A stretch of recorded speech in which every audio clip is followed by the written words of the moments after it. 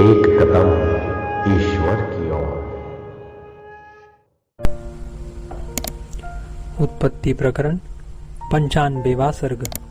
अज्ञानी जनों के बोध के लिए न कि वस्तुतः कर्म और कर्ता की सहोत्पत्ति का आशंका पूर्वक समर्थन। श्री वशिष्ठ जी ने कहा, वत्स श्री रामचंद्र जी, जैसे वृक्ष से फूल और उसकी सुगंधी साथ ही साथ प्रकट होते हैं, वैसे ही परस्पर अभेद कल्पना से अभिन्न आदि में प्रकट हुए। जैसे अज्ञानी लोगों की दृष्टि में विस्तृत निर्मल आकाश में नीलिमा स्फुरित होती है, वैसे ही संकल्पनाओं से रहित निर्मल ब्रह्म में अज्ञ लोगों की दृष्टि में ये जीव स्फुरित हुए हैं। यह श्री रामचंद्र जी, जहाँ पर अज्ञानी लोगों का व्यवहार देखा जाता है, वहीं पर जीव ब्रह्म से उत्पन्न हुए हैं, ऐसी युक्तियाँ स्थित है। हे राघव, जहाँ पर ज्ञानी पुरुषों का व्यवहार है, वहाँ यह ब्रह्म से उत्पन्न हुआ और यह उत्पन्न नहीं हुआ, यह कथन शोभा नहीं देता है। हे रामचंद्र जी, जब तक कोई द्वितीय कल्पना प्रसिद्धि को प्राप्त न की जाए, तब तक लोक में उपदेश्य, उपदेशक और उपदेश शोभित नहीं होते। इसलिए भेद दृष्टि से शोचनीय द्वैत कल्पना का व्यवहार काल तक, जब तक कि निश्चय से प्रमेय का निर्णय न हो जाए, तब तक संशय के साथ अंगीकार कर यह ब्रह्म है, ये जीव है, यो वाणी का उपदेश दिया जाता है। इस प्रकार लोक में अभ्युपगम्यवाद देखा गया है। असंग अद्वितीय ब्रह्म से जगत उत्पन्न होता है, ऐसा पहले उपदेश देने पर जो उससे उत्पन्न होता है वह तद्रूप ही है, क्योंकि उत्पत्ति के पहले अपने उपादान कारण में स्थित वही आविर्भाव दशा में भी हेतुगत होने के कारण तन्मात्रा होता हुआ भी भ्रांति ज्ञान से पृथक सा प्रतीत होता है, अतः द्वैत बाधित होता है, यह अर्थ है। मेरु और मंदर के तुल्य बहुत सी जीव राशियां पुनः पुनः उत्पन्न होकर उसी परम तत्व में लीन हो गई हैं। उसके बाद जैसे विविध दिशाओं में वृक्षों में पल्लव लगते हैं, वैसे ही यह अनंत जीव राशियां हजारों की संख्या में उस परम पद में उत्पन्न होकर स्फुरित होती हैं। जैसे वसंत ऋतु में नूतन अंकुर उत्पन्न होते हैं, वैसे ही आगे भी उस परम पद में ये जीव समूह उत्पन्न होंगे। जैसे ग्रीष्म ऋतु में वसंत ऋतु के रस लीन हो जाते हैं, वैसे ही फिर उसी में लीन हो जाएंगे। वे और अन्य अनेक जीव राशियां सदा उस परम पद में स्थित रहती हैं, उसी से उत्पन्न होती है और उसी में लीन हो जाती है। हे रामचंद्र जी, जैसे पुष्प और सुगंध अभिन्न है, वैसे ही पुरुष यानी कर्ता और कर्म अभिन्न है। ये परमात्मा से उत्पन्न हुए हैं और फिर उसी में शनैः शनैः लीन हो जाते हैं। ये दैत्य, नाग, मनुष्य, देवता इस जगत में वस्तुतः उत्पन्न न होते हुए भी वासना रूप भूत मात्र उपाधियों से उत्पन्न होते हैं और तुरंत स्फुरित होते हैं, यानी गमन आदि क्रिया से युक्त होते हैं। इससे जन्म और कर्म की सहोत्पत्ति और अभेद प्रत्यक्ष दिखलाई देता है।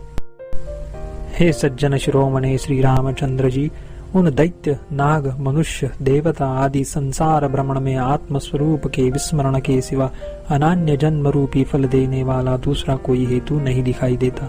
श्री रामचंद्र जी ने कहा, भगवान, प्रामाणिक दृष्टि वाले यानी अलौकिक यानी धर्म और ब्रह्म में प्रमाणभूत श्रुति से जिनकी दृष्टि उत्पन्न हुई है, वितराग यानी प्रामाणिक दृष्टि वाले वितराग, मनु आदि ने धर्माधर्म रूप अर्थ में स्वमूल श्रुति से विवाद न करने वाले मीमांसा के न्यायों से निर्णय करके जो स्मृति, पुराण, कल्पसूत्र, इतिहास आदि रचे हैं, वे शास्त्र नाम से कहे जाते हैं। भाव यह कि श्रुतियां और श्रुति मूलक स्मृतियां आदि अलौकिक अर्थ में प्रमाण हैं। जो अत्यंत विशुद्ध सत्वगुण से युक्त है, दुखदायी विषयों से विचलित नहीं हो सकते हैं, राग द्वेष आदि से रहित है एवं शब्द से जिसका निर्वचन नहीं हो सकता, ऐसी निरतिशय आनंद रूप ब्रह्म की साक्षात्कार ला से संपन्न है, वे संत कहे गए हैं। पूर्वोक्त लक्षण वाले संतों का सदाचार और श्रुति स्मृति रूप शास्त्र, ये दो ही जिन्हें आत्म तत्व का ज्ञान नहीं हुआ, उन शिष्टों के सब कर्मों की सिद्धि के लिए यानी धर्म तत्व और ब्रह्म तत्व के ज्ञान के लिए सदा दो नेत्र है। जो पुरुष स्वर्ग और मोक्ष के उपयोगी सम्यक व्यवहार के लिए शास्त्र का अनुसरण नहीं करता, उसका सब शिष्ट पुरुष बहिष्कार कर देते हैं और वह दुख में निमग्न हो जाता है। हे प्रभो, इस लोक में प्रामाणिक पुरुषों में और वेद में सदा इस प्रकार की प्रसिद्धि है कि कर्म और कर्ता हेतु और फल रूप से संसृष्टि है, यानी कर्म और कर्ता का कार्य कारण भाव है। बीज और अंकुर के सदृश कर्म से कर्ता की सृष्टि होती है और कर्ता से कर्म का निर्माण होता है। वह न्याय लोक और वेद में प्रसिद्ध है। जैसे बीज से नूतन अंकुर उत्पन्न होता है, वैसे ही कर्म से जंतु उत्पन्न होता है। जैसे अंकुर से पुनः बीज होता है, वैसे ही जंतु से कर्म होता है। जिस वासना से जीव संसार रूपी पिंजड़े में प्रविष्ट किया जाता है, उस वासना के अनुरूप उसे फल का भी अनुभव होता है।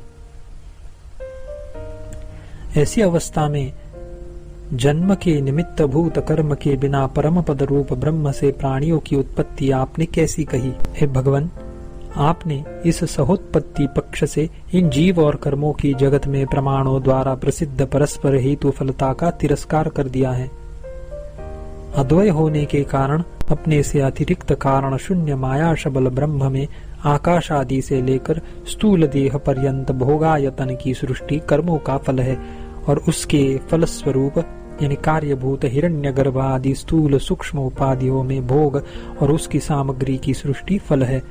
यो लोक में प्रसिद्ध इन दोनों प्रवादों का आपने खंडन कर दिया। कर्मों के निष्फल होने पर नरक आदि का भय न होने के कारण लोक में सांकर्य यानी संकरता होने पर जैसे बड़े मत्स्य छोटे मत्स्य को निगल जाते हैं, वैसे ही बलवानों द्वारा हीन बलों की हिंसा होगी। यो नाश ही अवशिष्ट रहेगा। भगवान, इसीलिए आप यथार्थतः मुझसे कहिए कि किया हुआ कर्म फल रूप से अवश्य परिणित होता है या नहीं। मेरे इस महान संशय को आप दूर कीजिए। आप तत्वज्ञों में सर्वश्रेष्ठ है, इसीलिए आप में ही मेरे संशय को दूर करने की सामर्थ्य है। श्री वशिष्ठ जी ने कहा, हे रामचंद्र जी, मुझसे आपने जो यह सुंदर प्रश्न किया, यह बहुत ही अच्छा किया।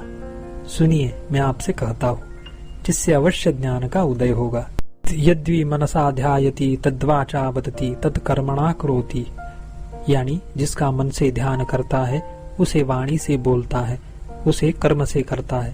इस श्रुति से मन का क्रिया कौशल प्रतिसंधान रूप से जो यह विकास है, वही कर्मों का प्रसिद्ध कारण है। मन के विकास के बाद ही क्रिया सिद्धि रूप फल देखा जाता है। जिसमें मन का सहयोग नहीं है, ऐसी देह चेष्टा का कोई फल नहीं दिखाई देता है। आदि सृष्टि में परम पद रूपी ब्रह्म से जब ही मन रूप तत्व उत्पन्न हुआ, तभी मन रूप उपाधि वाले आविर्भूत समष्टि व्यष्टि जीवों का कर्म भी उदित हुआ और जीव प्राक्तन वासना के अनुसार ही देह वाला होने से देह में अहम भाव से स्थित हुआ।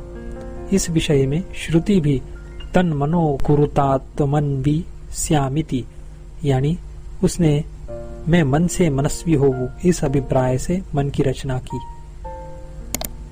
मन के जन्म के अधीन ही आत्मन्विता से कथित देहित्व और संचारण रूप कर्म दिखलाती है। दूसरी श्रुति भी है, इससे मन ही करता है, आत्मा करता नहीं है। यह दिखलाने के लिए मैं सहोत्पत्ति यानी पुरुष और कर्म की सहोत्पत्ति पक्ष दर्शाया है। जैसे परस्पर अभिन्न पुष्प और सुगंधि का भेद नहीं है, वैसे ही परस्पर अभिन्न कर्म और मन का भेद नहीं है। इस जगत में कर्म संस्कार रूप से मन में स्थित क्रिया ही अदृष्ट के फल रूप से आविर्भूत होकर देह स्वर्ग नरक आदि रूप होती है। इस प्रकार उस कर्म का आश्रय देह भी पहले मन ही था। भावी देहकारता के अभिमान को प्राप्त हुए ही मन का पूर्व देह से उत्क्रमण सुना जाता है। आतिवाहिक यानी सूक्ष्म देह की ही वासना के बल से स्थूल देहाकार में कल्पना होती है, ऐसा पहले कह आए हैं। इसलिए मन ही कर्म है। वह ऐसा कोई पर्वत नहीं है, वह कोई आकाश नहीं है, वह समुद्र नहीं है, वह लोक नहीं है जहाँ पर किए हुए अपने कर्मों का फल न हो। सावधान होकर किया गया सांगोपांग रूप से विराजमान कर्म, चाहे वह ऐहिक हो चाहे प्राक्तन हो, पौरुष ही प्रयत्न है, वह कभी निष्फल नहीं होता। जैसे कृष्णता का क्षय होने पर काजल स्वयं क्षीण हो जाता है, चलनात्मक कर्म का नाश होने पर मन का क्षय हो जाता है। भाव यह कि कर्म और मन में से एक का विनाश चाहने वाले पुरुष को चलनात्मक प्राण के अथवा मन के निरोध रूप हठ योग या राजयोग का अभ्यास करना चाहिए, यही उनका फल है। कर्म का नाश होने पर मन का नाश हो जाता है, मन का नाश होने पर कर्म का अभाव हो जाता है। योग से जनित तत्व साक्षात्कार से अविद्या का नाश होने पर दोनों का आत्यंतिक विनाश होता है, अन्यथा नहीं होता। इस आशय से कहते हैं, यानी कर्म नाश होने पर मनोनाश या मनोनाश होने पर कर्म का अभाव मुक्त पुरुष का होता है। जो मुक्त नहीं है उसका कदापि नहीं होता। अग्नि और उष्णता की भांति सदा अभेद से मिले हुए दोनों में से चित्त और कर्म में से एक का अभाव होने पर दोनों ही विलीन हो जाते हैं। हे श्री रामचंद्र जी, चित्त को सदा स्पंद रूप विलास को प्राप्त होकर एकमात्र स्पंद रूप यानी विहित और निषिद्ध के आचरण द्वारा पुण्य पाप धर्माधर्म रूप में परिणत हुआ कर्म जानिए, और कर्म भी पुण्य पाप के फल के भोग के अनुरूप स्पंद रूप विलास को प्राप्त होकर चित्त रूप में परिणत होता है। अतएव लोक में वे दोनों चित्त और कर्म धर्म और कर्म शब्द से कहे जाते हैं। 95वां सर्ग समाप्त।